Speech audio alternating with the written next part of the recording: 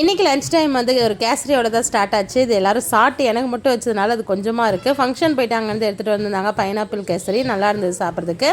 அதுக்கப்புறம் இன்றைக்கி புதன்கிழமை எல்லோரும் என்ன ஆஃபீஸில் லஞ்ச் எடுத்துகிட்டு வந்தாங்கன்றத இந்த வீடியோவில் பார்க்க போகிறோம்.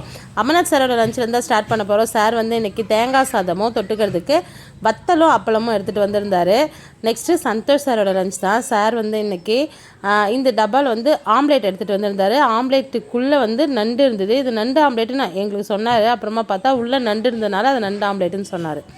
அதுக்கப்புறம் கேரட்டும் உருளைக்கிழங்கும் சேர்ந்து பொரியல், கிள்ளி போட்ட சாம்பார், சாதம். இதுதான் இன்றைக்கி சந்தோஷ் சாரோட லஞ்சு. நெக்ஸ்ட்டு பிருந்தாவோட லஞ்ச் வந்து மிக்சர், அப்புறம் வெண்டைக்காய் போட்ட ஸ்வீட் காரக்குழம்பு. இந்த குழம்பு வந்து வெல்லம் போட்டு வைக்கிறதுனால ஸ்வீட்டாக இருக்கும். வெண்டைக்காய் போட்டு செய்வாங்க. அதுக்கப்புறம் சாதம். இது எல்லாமே மதியம் சூடாக தான் வந்திருந்தது. சாதம் ரொம்ப சூடாக மூடிட்டாங்கன்னு நினைக்கிறேன். டப்பா திறக்கிறதுக்கு ரொம்ப கஷ்டப்பட்டாங்க. அதுக்கப்புறம் சந்தோஷ் சார் அமர் சாரும் தான் ட்ரை பண்ணி அந்த டப்பாவை திறந்து கொடுத்தாங்க.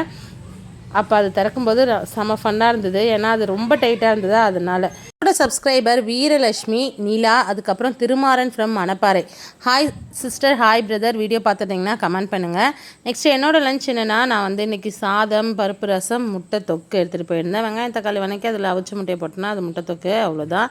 அதுதான் ஃப்ரெண்ட்ஸ் இன்றைக்கி எல்லாரோட லஞ்சும். வீடியோ பிடிச்சிருந்தா லைக் பண்ணுங்கள், நம்ம சேனலை சப்ஸ்கிரைப் பண்ணுங்கள். நீங்கள் என்ன லஞ்ச் அப்படின்னு சொல்லுங்கள்.